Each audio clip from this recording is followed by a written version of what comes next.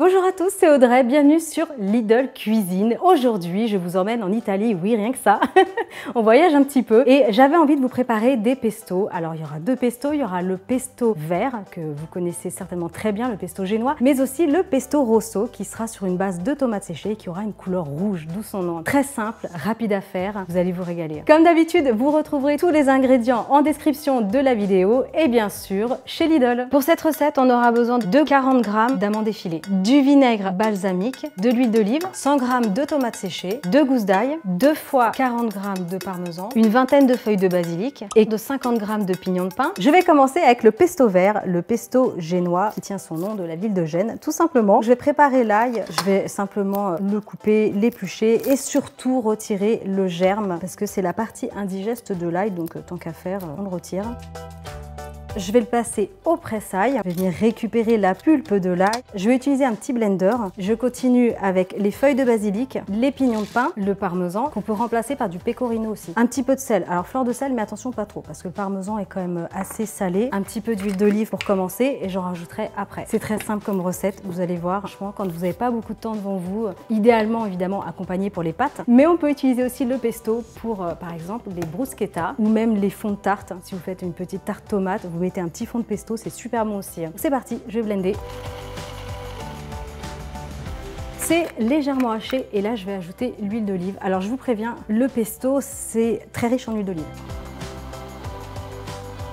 C'est quelques secondes à chaque fois, hein, pas la peine non plus de trop mélanger. Je vais placer mon pesto génois dans un récipient. Si vous voulez faire une grande quantité de pesto génois, vous le mettez dans des petits pots stériles. Vous mettez par contre un petit peu d'huile d'olive avant de refermer pour la conservation. Et une fois que c'est ouvert, vous pouvez les garder 2-3 jours. Donc c'est plutôt cool. On peut mixer complètement les pignons, mais on peut aussi laisser des petits morceaux comme j'ai fait là. C'est un petit morceau un peu croquant sous la dent. C'est tout aussi délicieux. Et ce pesto est magnifique sur des viandes grillées et des légumes grillés, c'est superbe. Et maintenant on va passer au deuxième pesto, le pesto rosso, et je vais vous montrer une deuxième manière de le préparer. Je vais commencer comme tout à l'heure avec la gousse d'ail, le pesto rosso avec les tomates séchées. Lui est d'origine sicilienne. Pareil que tout à l'heure, pensez à bien retirer le germe. Je vais placer comme tout à l'heure la gousse d'ail au presse-ail. Je récupère la pulpe et je vais la placer directement dans mon récipient. Donc comme je vous expliquais tout à l'heure, je vous montre une seconde méthode. Je vais utiliser un mixeur plongeant. Il y a même une troisième méthode. Si vous avez chez vous un mortier, c'est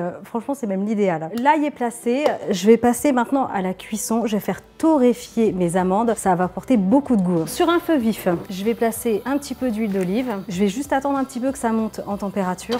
Je vais ajouter les amandes. Amandes effilées ou à la maison, si vous avez des amandes émondées, c'est celles qui sont entières et toutes blanches. Là, gardez bien un œil dessus parce que par contre, ça va très très vite. Quand elles sont dorées, on éteint le feu et je placerai tout dans le récipient. Comptez 2-3 minutes à peu près pour la torréfaction. Là, ça a torréfié 2 minutes à peu près. Je coupe le feu et ce que je vais faire, c'est que je vais juste les réserver dans un récipient le temps de lasser tout dans le mixeur parce qu'elles sont chaudes. Si vous les laissez dans la poêle, elles vont continuer de griller. Regardez, impeccable. Je reprends la préparation. On a la gousse d'ail. Je vais ajouter le basilic, les tomates séchées, le parmesan, un petit peu de sel, mais comme tout à l'heure, attention, pas trop. Le parmesan est déjà salé. De l'huile d'olive. J'en rajouterai comme tout à l'heure après, par la suite. Pour le vinaigre balsamique, une cuillère à café. Comme je vous disais, avec le mixeur plongeant, on commence à obtenir une belle pâte. Je vais ajouter les amandes. Allez, c'est reparti! Donc là, c'est assez compact, pas de panique. Comme je vous le disais, on rajoute l'huile d'olive. Ce pesto rouge, c'est pareil, hein, idéal sur les fonds de tarte, même sur des petits toasts apéritifs, c'est super bon. Si vous le faites avec des pâtes, parce que bon, évidemment, le pesto là-bas, c'est quand même fait pour les pâtes, vous gardez une bonne louche d'eau de cuisson des pâtes et vous le coupez avec le pesto. Ça va faire une sauce super onctueuse. On a une belle texture, bien homogène. Je vais la placer dans un récipient. Comme pour le pesto vert, vous pouvez le conserver, hein, c'est exactement la même chose. N'oubliez pas le petit filet d'huile d'olive sur le dessus, on en rajoute une dernière couche. Mais ça, c'est pour la conservation. Ça sent super bon. L'Italie est là. Regardez, superbe texture, bien souple. Ça va être magnifique. Alors, dites-moi en commentaire quel team de pesto vous êtes. Moi, je suis team pesto rosso. J'adore ça. Je veux tout savoir. Donc, je compte sur vous. Vous me dites tout ça en commentaire. En attendant, likez, partagez, abonnez-vous à la chaîne Lidl Cuisine et moi je vous dis à la semaine prochaine. Ciao!